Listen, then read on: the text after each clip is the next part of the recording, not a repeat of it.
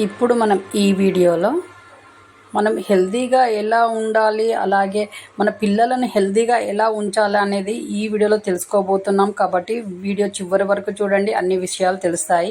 ముఖ్యంగా మన పిల్లల్ని హెల్తీగా ఉంచడం కోసం ఎలా అంటే, మీరు ఒక 2 గ్లాసులలో వాటర్ తీసుకోండి. నైట్ పడుకునేటప్పుడు ఒక దాంట్లో సోంపు వేసి నానబెట్టండి. ఒక గ్లాసు వాటర్లో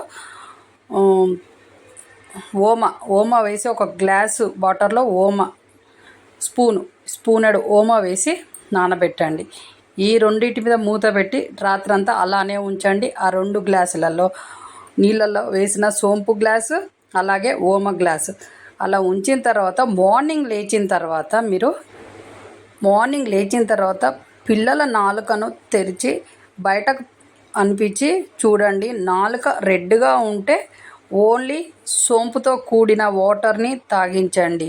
లేదు నాలుక మొత్తము తెల్లబారినట్టుండి తెల్లగా పాచితో ఉన్నది అని అంటే ఆ నాలుక ఉన్న పిల్లలు హెల్తీగా లేనట్టు, లివర్ బాగా పనిచేయట్లేదని అర్థం.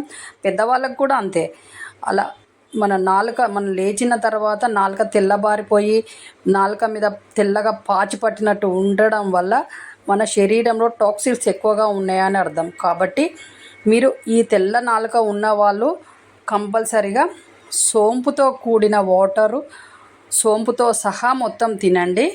అలాగే ఓమ కలిపిన వాటర్ని మాత్రం తీసేసి వాటర్ని ఓమను మొత్తం వడకట్టి ఓమ పక్కకు పెట్టి ఓన్లీ వాటర్ తాగండి. సోంపుతో కూడిన వాటర్ సోంపుతో సహా తాగి సోంపుని నమిలి మింగండి.